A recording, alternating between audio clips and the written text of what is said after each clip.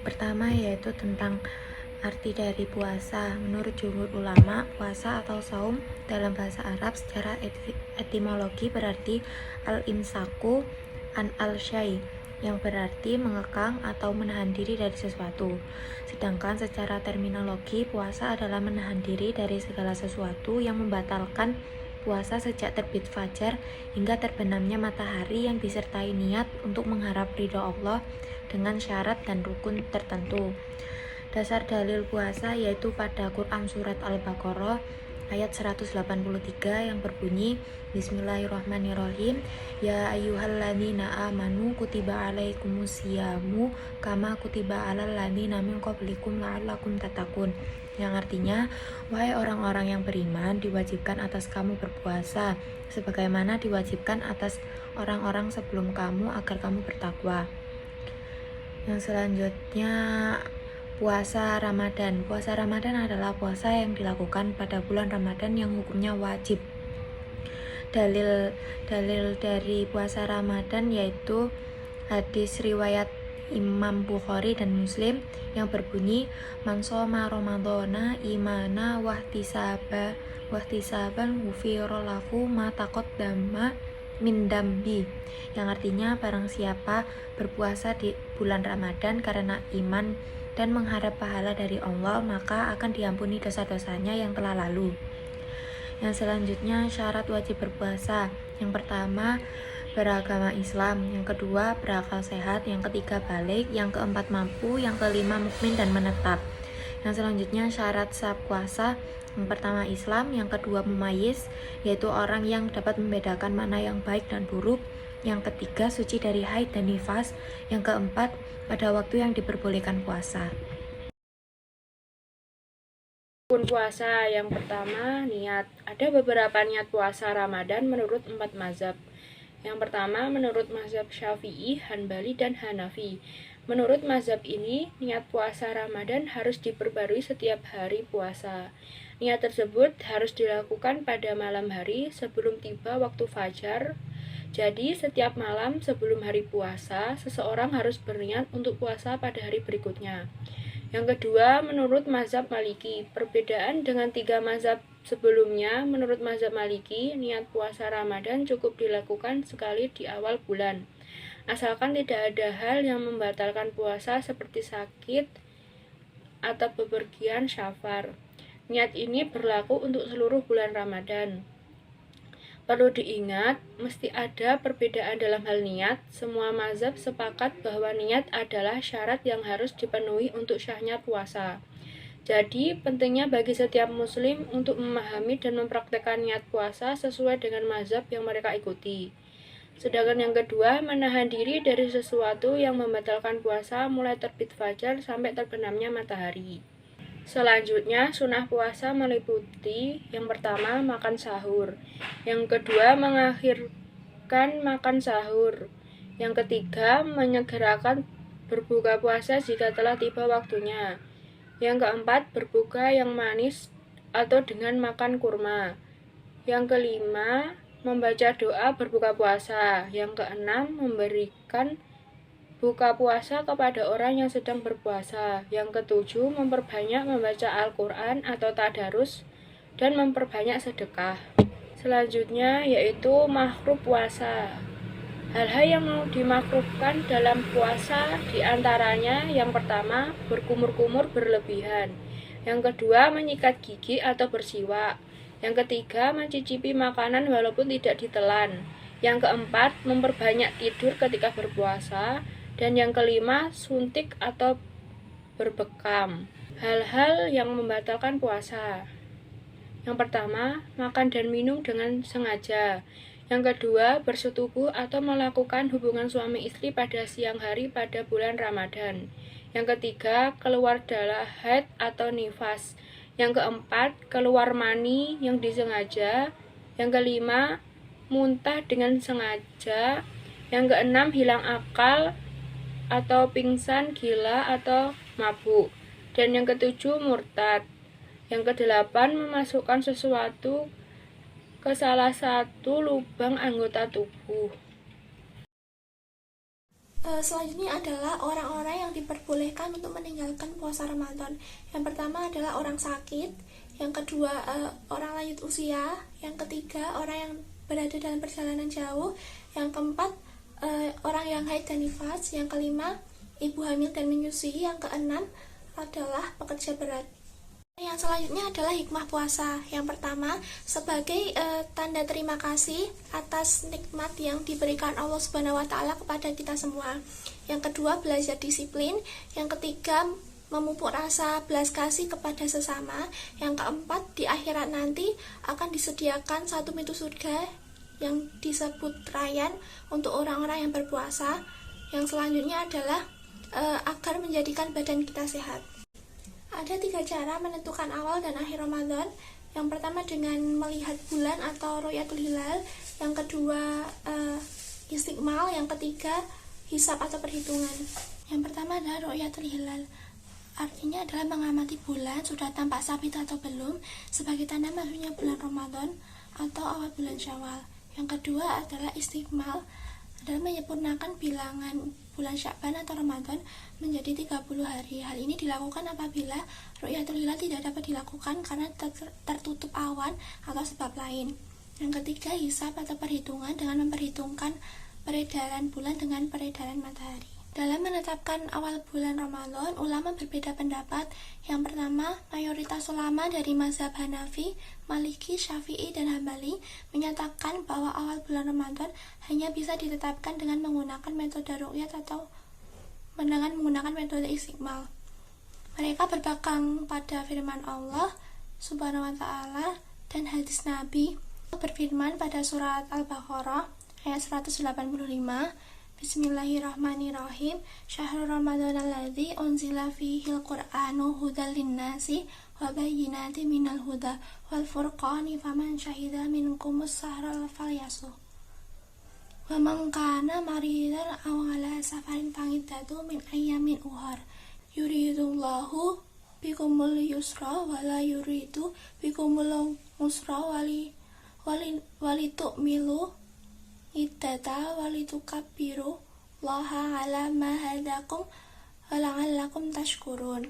Artinya, bulan Ramadan adalah bulan yang di dalamnya diturunkan Al-Quran sebagai petunjuk bagi manusia, dan penjelasan-penjelasan mengenai petunjuk itu dan pembeda antara yang benar dan yang batil. Karena itu, barang siapa di antara kamu ada di bulan itu, bulan Ramadan, maka berpuasalah. Dan barang siapa yang sakit atau dalam perjalanan, maka dia tidak puasa, maka wajib menggantinya sebanyak hari yang ditinggalkan itu. Pada hari-hari yang lain, Allah menghendaki kemudahan bagimu dan tidak menghendaki kesukaran bagimu. Hendaklah kamu mencukupkan bilangannya dan mengagungkan Allah atas petunjuknya yang diberikan kepadamu agar kamu bersyukur. Yang selanjutnya adalah hadis Nabi, Tara an-nasal hilala fa'ahbartu Rasulullah sallallahu alaihi wasallam anna ra'aituhu fasama wa amara an-nasa bisiyami.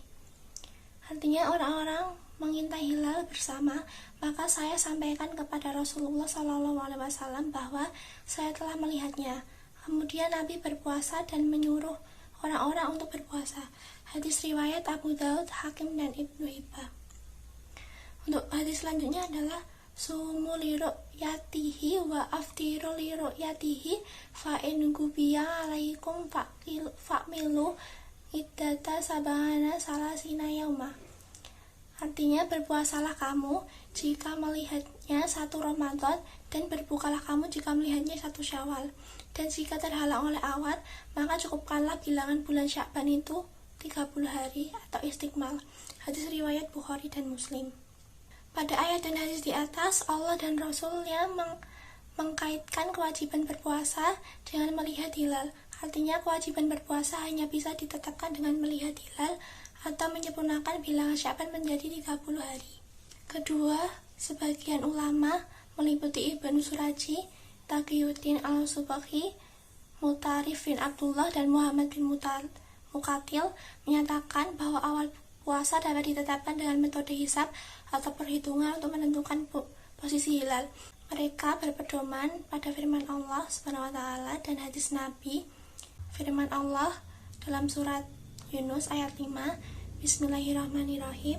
Huwaladzi ja'ala samsa diya'an wal qamara nuran wa qaddarahu manazila li ta'lamu adada sinina wal hisaba ma khalaqallahu dzalika illa bil haqqi yufassilul ayati liqaumin ya'lamun.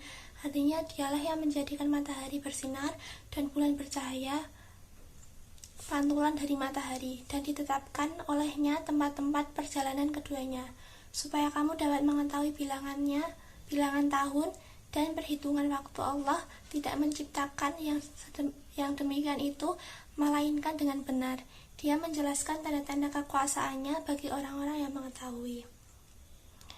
Rasulullah SAW bersabda, "Idza ra'aitumuhu fasumu wa idza ra'aitumuhu faftiru fa'in humma 'alaikum faqadurulah."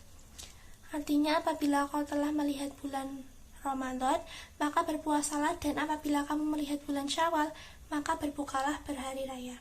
Jika awal bulan tertutup awan, maka perkirakanlah olehmu bulan itu. Hadis riwayat Bukhari, Muslim, An-Nasai, dan Ibnu Majah.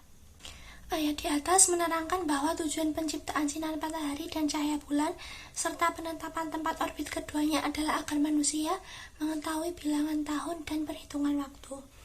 Artinya, Allah Subhanahu wa Ta'ala mensyariatkan kepada manusia agar menggunakan hisab dalam menentukan awal dan akhir bulan Hijriah. Sedangkan poin utama dari hadis di atas adalah kata faqdurullah. Menurut mereka, arti kata tersebut adalah perkirakanlah dengan menggunakan hitungan atau hisab. Kedua pendapat di atas, tampaknya pendapat kelompok pertama yang menyatakan bahwa awal Ramadan hanya bisa ditetapkan dengan ru'yah dan istiqmal merupakan pendapat yang sangat kuat, karena dalil-dalil yang mereka kemukakan sangat jelas dan tegas menyatakan hal tersebut. Akan tetapi, seiring dengan kemajuan ilmu pengetahuan dan teknologi, terutama dalam bidang ilmu astronomi, peran hisab sangatlah urgent dalam mendukung hasil ru'yat. Apalagi hisab yang didukung dengan alat modern memiliki akurasi yang sangat tinggi. Dalam konteks negara Indonesia, terdapat beberapa kriteria penetapan awal Ramadan, di antaranya yang pertama, imkanur ru'yat adalah mempertimbangkan kemungkinan terlihatnya hilal. Kriteria ini mengharuskan hilal berada minimal 2 derajat di atas ufuk, sehingga memungkinkan untuk dilihat. Akan tetapi, adanya hilal belum teranggap sampai hilal tersebut dapat dilihat dengan mata. Kriteria ini digunakan oleh NU sebagai pendukung proses pelaksanaan ruqyat yang berkualitas. Yang kedua, wujud hilal. Wujud hilal adalah kriteria penentu awal Ramadan dengan menggunakan 2 prinsip, yaitu ijtima atau konjungsi telah terjadi sebelum matahari terbenam dan bulan terbenam setelah matahari terbenam. Jika kedua kriteria tersebut terpenuhi, maka pada petang hari tersebut dapat dinyatakan sebagai awal bulan. Kriteria ini digunakan oleh Muhammadiyah. Ketiga, imkanur ru'yat mabims, yaitu penentuan awal bulan Ramadan yang ditetapkan berdasarkan musyawarah Menteri-Menteri Agama Brunei Darussalam, Indonesia, Malaysia, dan Singapura.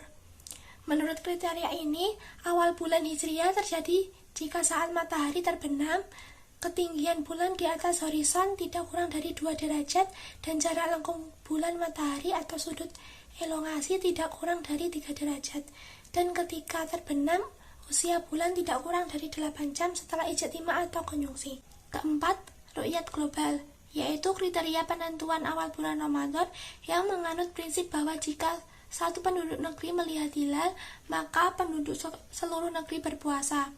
Kriteria ini digunakan sebagian Muslim Indonesia dengan merujuk langsung pada negara Arab Saudi atau menggunakan hasil terlihatnya nilai dari negara lain.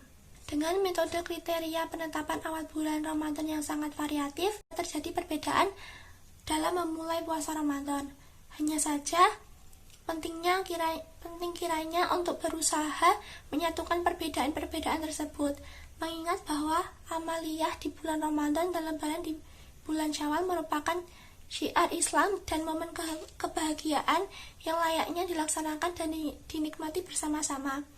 Pemerintah melalui Kementerian Agama memiliki peran sentral dalam menyatukan perbedaan dengan menyelenggarakan sidang isbat awal Ramadan yang didasarkan pada ru'yat dan hisab sebagai pendukung. Keputusan isbat bersifat mengikat dan berlaku bagi umat Islam secara nasional. Sebagaimana kaidah fikih, hukmul hakimi yarfa'u hilaf. Keputusan hakim atau pemerintah dapat menghilangkan perselisihan. Hanya saja, jika perbedaan penetapan awal Ramadan masih saja terjadi, maka prinsip toleransi sepatutnya tetap dikedepankan. Sebab menjaga persatuan dan kerukunan umat merupakan perintah Allah yang wajib dilaksanakan. Sekian materi dari kelompok kami, kurang lebihnya mohon maaf. Wassalamualaikum warahmatullahi wabarakatuh.